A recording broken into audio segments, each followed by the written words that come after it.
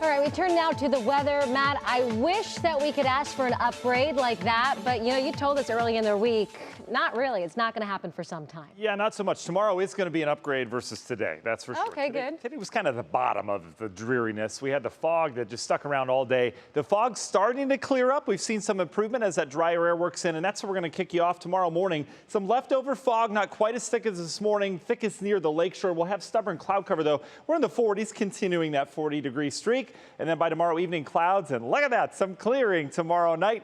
Still in the 40s, and that's okay. 40s are okay by a lot of people this time of year. Here's your latest visibility. This is being picked up. Well, there's the latest visibility. I'm sorry, just updated. Elyria areas of Lorain County, especially up towards Avon Lake, picking up some fog. Port Clinton out towards the island, even Portage County, southern Geauga County, areas of western Trumbull County. We've got some thicker fog. It's lessened up down towards the south.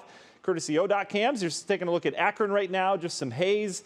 Pretty good visibility down there. This is the west side of Cleveland, looking A-OK. You get up towards the lakeshore. We've been watching this in Ashtabula County. We've had some dense fog floating there near Route 11 and Route 90. So tomorrow morning, a little bit of fog, but as I mentioned, briefly drier air working in our atmospheric river has been pushed down to the south temporarily. All this moisture has just been plaguing the eastern half of the country with fog and low clouds. Not just us, from here all the way down to the Gulf Coast. This is where we turn our attention to. Area of low pressure coming out of the Four Corners region. That will gather moisture. That moves in here Friday. Just a little ribbon of that moisture. Not really a big system to talk about, but a brief window of some precip. So let's take a look at it. National Design Hour by our forecast. There's your dense fog and low clouds tomorrow morning, giving way to some lightning, some hiring of the heights, some lessening of the cloud cover tomorrow afternoon. I don't think we see much sun, but by tomorrow evening, we may see some areas of stars. How about that?